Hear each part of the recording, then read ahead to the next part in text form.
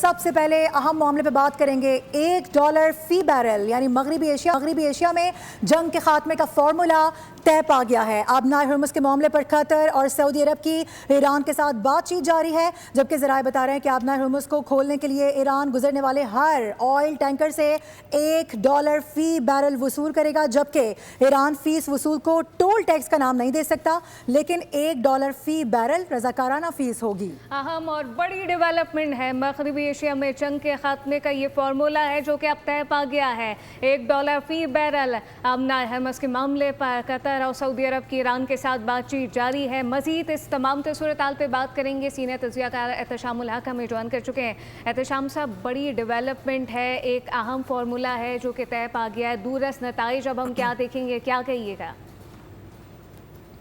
जी गौहर, देखें, अगले 48 घंटे बहुत अहम है और ये कहा जा रहा है कि एक बाकायदा फाइनेंशियल ट्रांजैक्शन जो है ना ये तय की जा रही है और उस पर इत्तेफाक राय बड़ी हद तक हो गया है। ये ईरान के फॉरेन मिनिस्टर ने, इराकी साहब ने बात की है सऊदी अरब के फॉरेन मिनिस्टर से, ओमान के फॉरेन मिनिस्टर से, कतर के फॉरेन मिनिस्टर से और यूएई के फॉरेन मिनिस्टर से, और ये तय किया गया है क्योंकि अमेरिकन बहुत ज़्यादा इस बात पे जिसको कहते हैं वो इरिटेंट है कि हमने ये आबनाए हुर्मुज़ को जो खुलवाना है उस पर हम टोल नहीं देंगे, टोल हम नहीं देंगे, टोल नहीं लिया जाएगा। तो इसको बदला जा रहा है। अभी जो बातें तय हुई हैं अरबों की उनके साथ, जो मुझे इतलात मिली हैं वो ये है कि ये बिल्कुल ये रेप्लिका किया जाएगा कि जो इंडोनेशिया में वो स्टेट ऑफ मलाइका है, आबनाए मलाइका, वहाँ पे भी ये तय है कि जी रज़ाकाराना तौर पे कोई फ़ीस जो देना चाहे तो वो देगा, जो जहाज़ वहाँ से गुजरते हैं, ज़बरदस्ती नहीं होगा, लेकिन वर्चुअली कहा जाता है कि वो उनको दिया जाता है। एक बैरल के एवज़ जो है ना वो कहते हैं कि $1 जो है ना वो आसानी के साथ मिल सकते हैं ईरान को, और ये 36 बिलियन अच्छा एहतशाम साहब, सबसे आम सवाल तो ये है कि आपको लगता है कि इस पर अमेरिका राजी होगा? और सबसे ज़्यादा इन्हिसार तो अमेरिका पर ही होता है, क्योंकि आज भी अगर हम देखें ट्रंप के बयान से मुतालिक तो बात तो यही हो रही थी कि ट्रंप ने कहा अगर कोई फीस वसूल करेगा तो वो मैं आऊँगा, इसके अलावा कोई नहीं कर सकता फीस वसूल, चाहे वो रज़ाकाराना तौर पर ही क्यों ना। एग्जैक्टली, देखें इसको ही बदला गया है, अल्फाज का चुनाव मारूफ जो है ना उसको तब्दील कर लिया गया है। अब ये कि टोल टैक्स नाम की कोई चीज़ नहीं होगी। अब ये कहा जा रहा है कि जी जिसने देना दे दे, जिसने नहीं देना दे दे ना दे, लेकिन ये कहा जाता है कि जिस तरह इंडोनेशिया ले रहा है इसी तरह इनको मिलेगा। और दूसरी तरफ ये बात की जा रही है कि अमेरिकन ने ये कह दिया कि जी ठीक है हम ब्लॉकेड हटा देंगे। अमेरिकन जो है ना, क्योंकि अमेरिकन को पता चल गया है कि जी विनिंग ट्रॉफी तो उनको नहीं मिल रही, ये एपिक फ्यूरी जो है एपिक फेलियर में तब्दील हो गई है। लेकिन एक बात है, वो कहते हैं कि ये बाकी जो मामलात हैं जिसमें न्यूक्लियर का इशू है, सैंक्शन वाली बात है, अमरीकी कहते हैं जी कोई सैंक्शन ख़त्म नहीं करेंगे, कोई हम अपना फ्रोजन एसेट नहीं देंगे, ये बाद के मामलात तय करेंगे जब ये चीज़ें तय हो जाएंगी। और वो टाइम लाइन दे रहे हैं कि नवंबर में जब उनका मिड टर्म इलेक्शन हो जाएगा फिर बात करेंगे। ये जंग के खात्मे के लिए ये एक फौरी तौर पर जो एक प्लान बनाया गया है जिसपे पाकिस्तान को भी ऑन बोर्ड रखा गया है। आपका पॉइंट जंग के खात्मे के लिए वाकई हो रहा है ये जो मिड टर्म इलेक्शन है उसमें पॉपुलैरिटी का ग्राफ दोबारा से ऊपर जाने के लिए हो रहा है?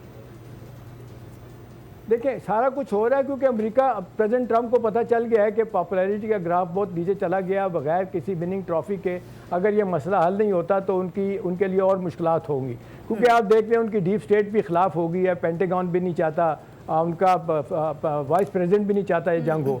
तो अब ये एक रास्ता निकाला गया है जिसकी तैयारी कर ली गई है, और ये बुनियादी तौर पे असूली तौर पे इत्तेफाक इस पे हो गया है कि जी एक ही तरीका रह गया। और तौर पे ये ओमान और ये ईरान जो है ना ये फ़ंड कायम करेंगे, और ओमान ने ईरान को कह दिया कि जी मैं इसमें से एक पैसा नहीं लूँगा, क्योंकि उनकी हालत ठीक है। वो कहते हैं आपके लिए मुश्किलात हैं क्योंकि आपको सैंक्शन भी ख़त्म नहीं हो रही, इस तरीके से आप एक पैसा जो है ना इकट्ठा कर सकते हैं। और कहा जा रहा है कि इसके बाद ही हुसी जो है ना ईरानी जो है ना वो उनसे तवक्को की जा रही है कि हुसी भी जो है ना वो बाज आएंगे, और फिर वो जो हमले के प्लान कर रहे थे कि जी सऊदी अरब पे बाकी जगहों पे हमले करेंगे वो ख़त्म हो सकेंगे।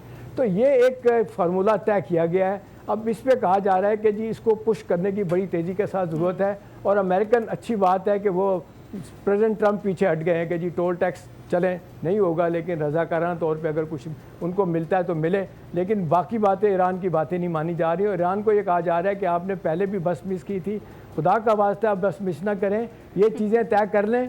तो और ये आबनाए हुर्मुज़ खुलने से ये 90% जो अरबों का तेल है ये जाना बंद हो गया दुनिया में, बाबुल मंदम बंद होने से भी जाना बंद हो गया है। और फिर दूसरा ये है कि अमरीकियों को ये बताया है MBS ने भी, MBZ ने भी, कि भी आप ईरान को तबाह कर देंगे, लेकिन ईरान भी हम पे बहुत शदीद हमले करेगा, हमें भी अपने ऊपर खड़ा करना अपने आप को मुश्किल हो जाएगा।